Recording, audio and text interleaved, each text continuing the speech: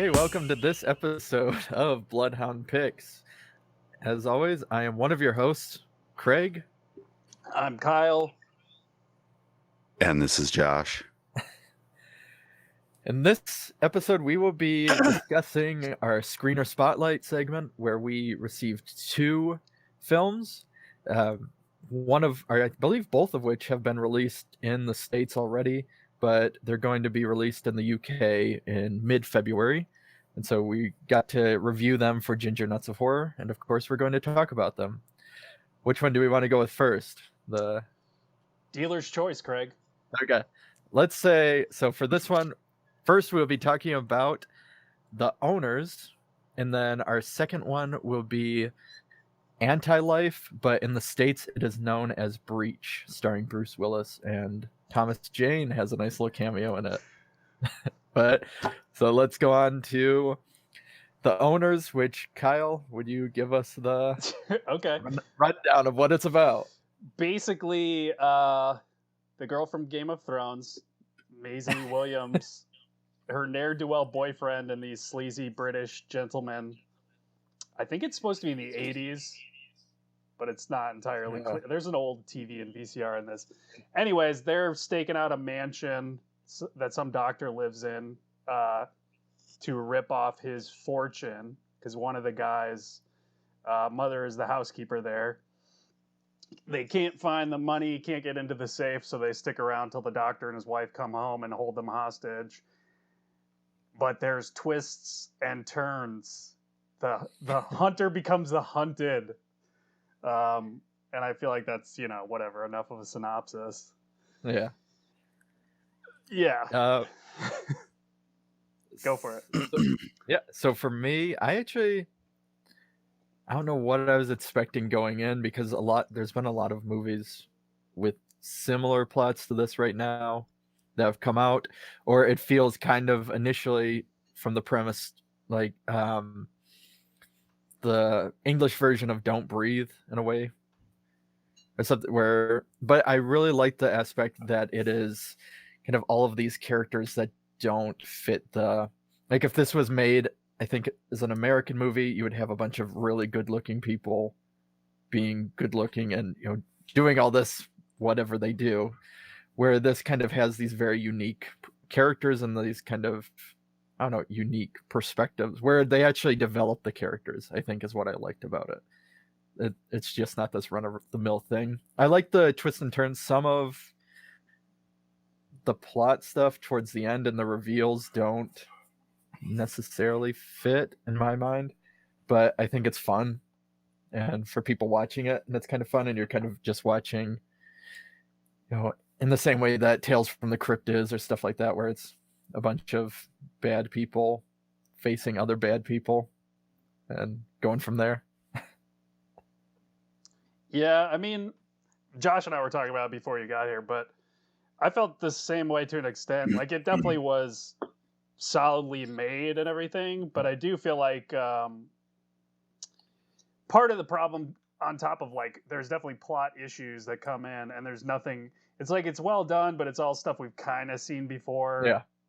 But it's, but it is, yeah, like, at least, like, the characters kind of all knew each other, so you're finding out, like, backstory, and, like, that some of these kids are, not really bad kids. They're just trying to get this money, get quick money, but I feel like it kind of suffered from the fact that it's like trying to be this crime thriller that twists into horror, but it doesn't really, I don't know, in my opinion, it didn't become horror enough to be satisfying. Yeah. So it's this weird middle ground where I was like, okay. By the end of it, I did not give a shit. Well, and to add to that, too, geriatric aged people are not very scary, but they really were trying to sell it as like they were, and they just weren't. So, well, they do that thing, I think, that ends up being kind of a problem, is about halfway through, it's basically like all the cards have been put on the table in a way. So you're like, well, where do we go to next with the rest of this movie? And that's kind of where it ends up for a long period of time. Like, it's very polite at moments. You're like, well, obviously these people are sinister. She knows the people are sinister, but then they're just kind of having conversations and tea and whatever. Yeah, there's a good 20 to 30 minutes of that. I was gonna say that's where it really fell apart because you know that you can't trust them and they're lying to you, but she's not coming out and confronting them for a long time. But the movie is just treading water. You know, she has that argument with the slow character who has a crush on her, who used to date her sister, and we get all that backstory through dialogue very awkwardly. Yeah. Because he's hallucinating and he thinks that she's her sister, which isn't really a spoiler, but it's a way to basically give an information dump. That's like all it is.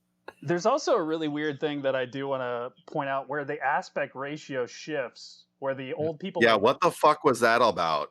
I don't know. Yeah, it all of a sudden goes to like kind of a 4:3 aspect ratio when there's like gas release in the house.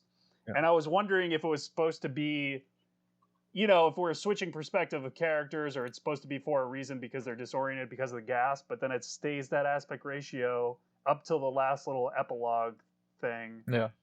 And it felt completely unnecessary and unmotivated. Yeah. But drew a lot of attention to itself. Like, I don't, it's all I can focus on now. Why the hell are you doing that? Yeah, it made no sense. It also, I was telling Josh this, but there's a Fulci movie called House of Clocks that is basically this exact same plot, but then it becomes, it's like on top of that, there's like a time loop in these old people's mansion or something like that. Okay. But I feel like it's almost better because it's Fulci and they're not even pretending like you need to give the shit about anybody. Yeah. Yeah. Did you... So Josh had to look up the plot synopsis. Craig, did you understand the ending?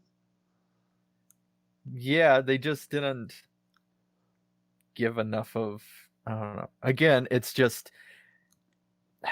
like two different movies where one of those elements where there were two different movies, and then somebody was like, well, instead of writing two scripts, I'm just gonna put one or just add all this stuff I like into one script. So yeah, I did for the most part, but I did eventually afterwards, and before we started recording, I did like look it up in its detail to kind of, you know, at least for the sake of recording purposes, so I knew fully what was happening. But I feel like I got the gist, but what I didn't get was what the girl that they have in the safe, who's her sister that they kidnapped. Yeah.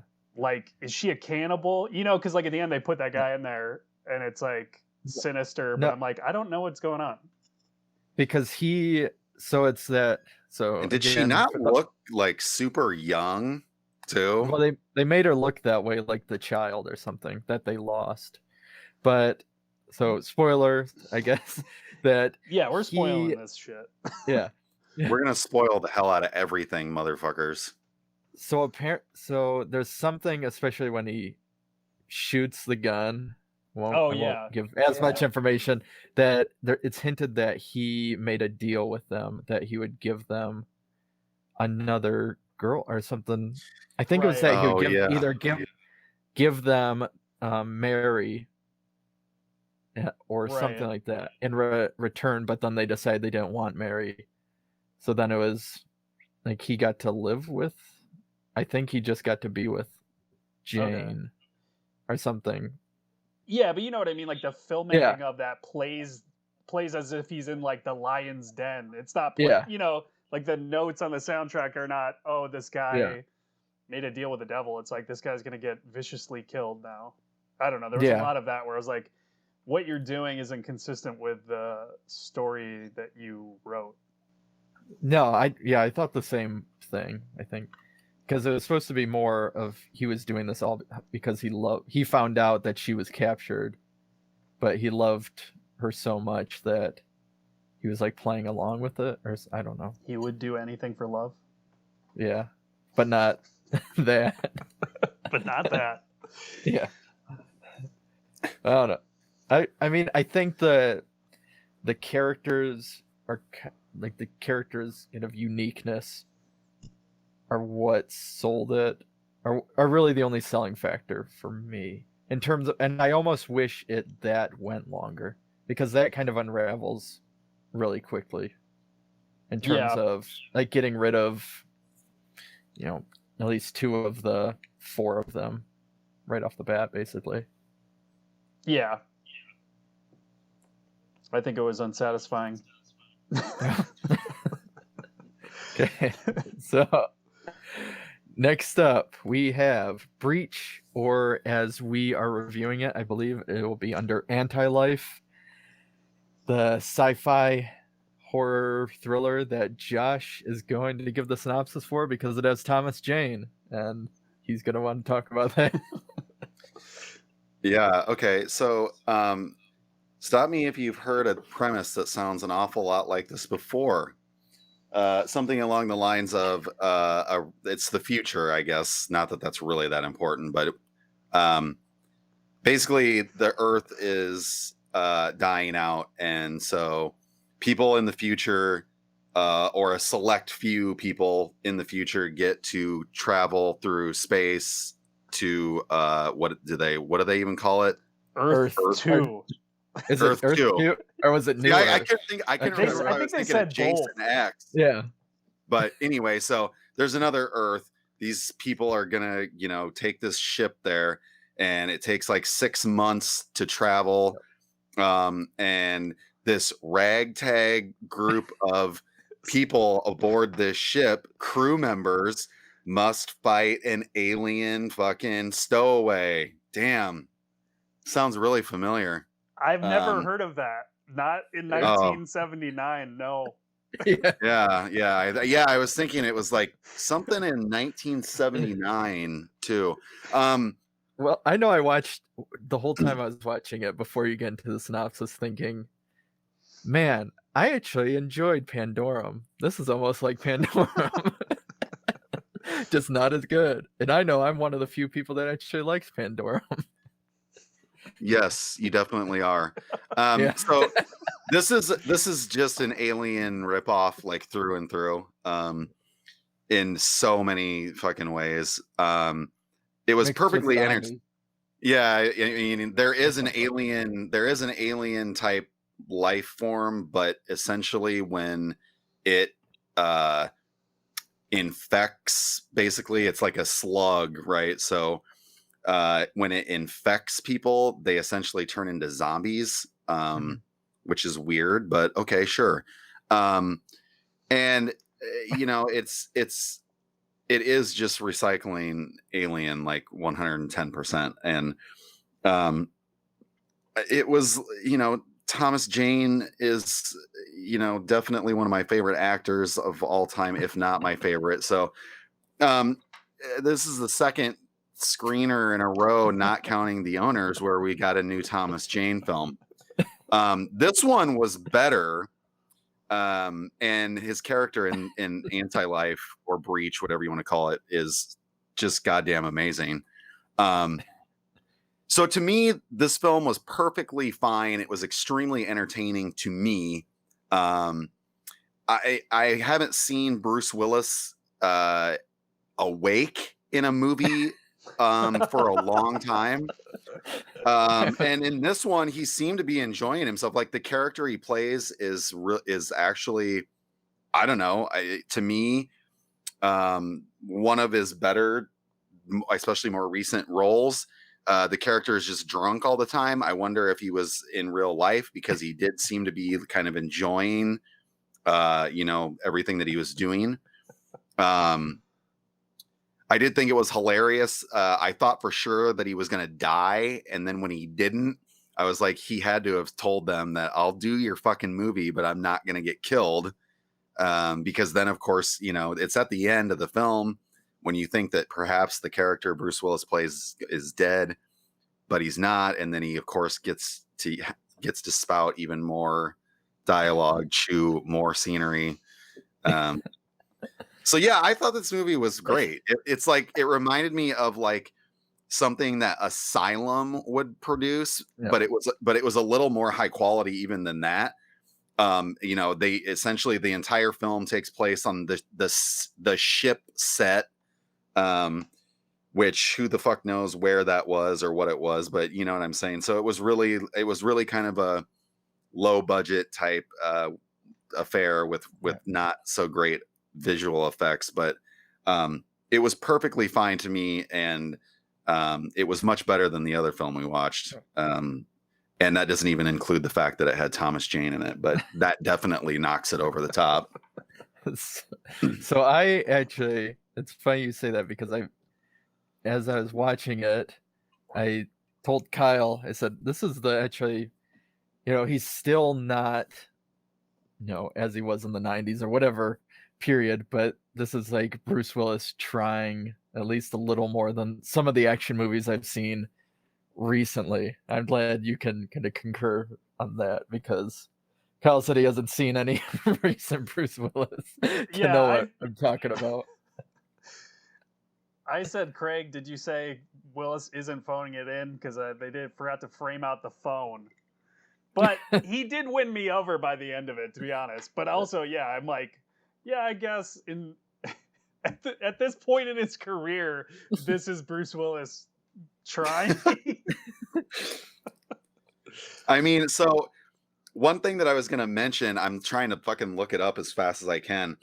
I actually saw a film that had Thomas Jane and Bruce Willis both in it. From I'm trying to find it here, and I found it. Okay, so and at the time, this is something that no one will ever know, kind of like this film. The film's called Vice, and it's so it's from 2015, so I guess 5 years ago. But when I read the synopsis, of course, it has Thomas Jane as like this noirish detective. I'm like, damn, I'm fucking sold right away.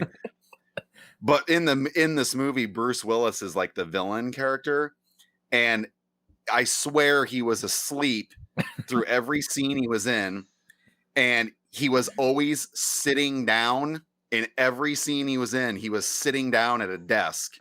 So it's like, it was so bad. I mean, that wasn't the reason it was bad, but it was just, I mean, it's just like, dude, wake up. And so compared to that,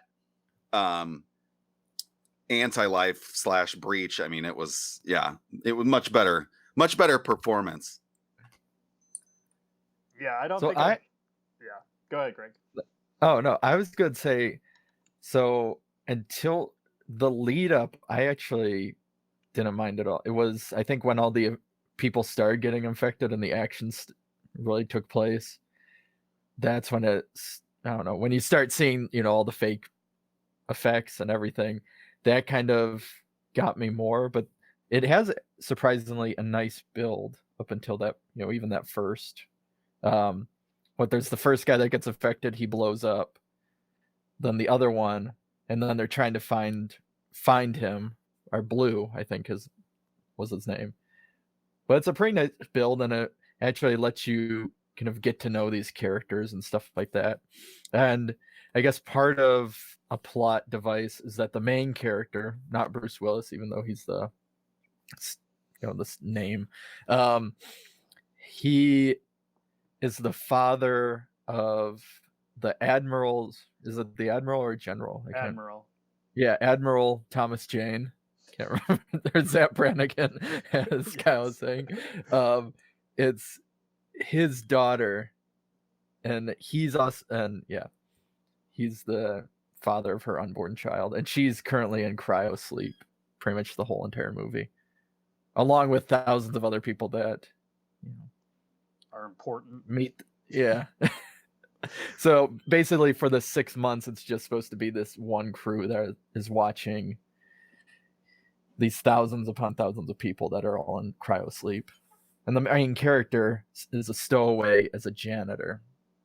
But that's basically it. I wanted Bruce Willis to be the main character, because he was him and Thomas Jane were the best. And then I had this guy I never heard of, and everyone's just being like, who the fuck do you think you are, you little scrappy bitch? Like, you go fucking mop this shit. Everyone's just like space gruff for no reason for like 20 to 30 minutes before anything happens. And I feel like that would be almost a better plot, Kyle. Like you're talking about as if you just went with these two guys kind of on their last run, having Bruce Willis and Thomas Jane, their last shipment of these people, and then it's all over, and then I don't know. That sounds better to me. You could have done basically the same movie because there were, there were like all those other random side characters that were just there to be like end up getting possessed, pretty much. Yeah. But they do talk a lot, and there's random scenes where there's a lot of dialogue for an action movie like that, they even talk a lot about, they keep repeating it to draw the theme. It's like, well, we already messed up the first Earth. What are we going to do with this Earth? That comes up like, dude, 6 times throughout the whole movie. In light of the world we live in, I was like, this is the worst dialogue ever. In light of recent events in our country, I'm like, I can't believe that anyone could get to space, that we could never agree that a spaceship fucking works. This would never happen. Yeah.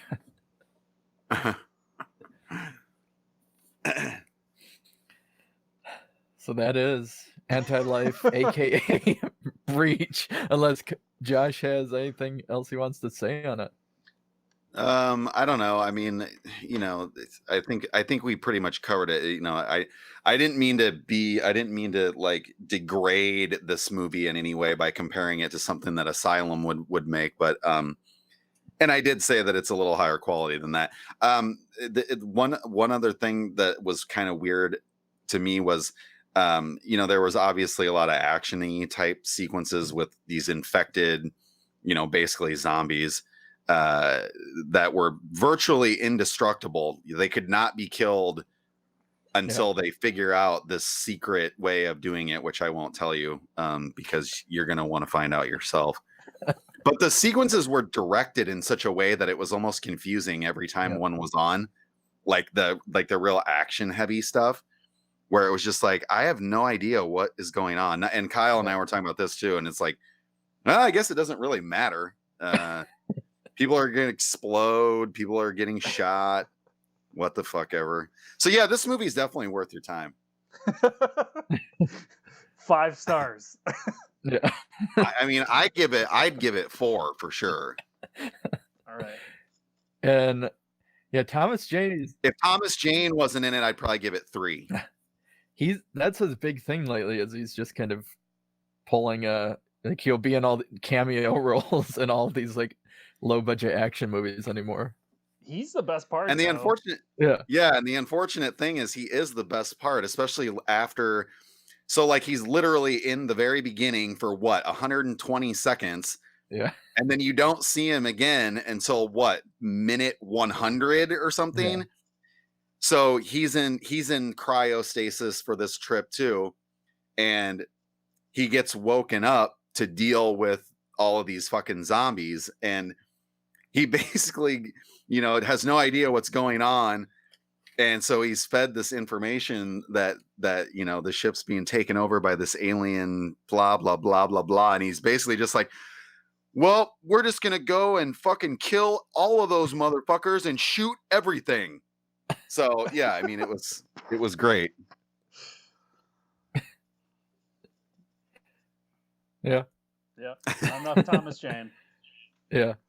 There is also some subplots that don't. Oh, yeah. And then he died. Like, there's like rebels who don't want the humans to, have new life. Or I don't know. They throw in like, yeah, that's where I was like, okay, it's sci-fi. You're already ripping off Alien, and now you're just like, we got to talk about the rebellion because I like Star Wars. I'm like, okay, just stop. Just have the slug thing infect people on a ship. Then call it good. Well, and then they did also like just randomly manage to stuff in that The Thing homage, even with Bruce Willis muttering, "You got to be fucking kidding me." Yeah.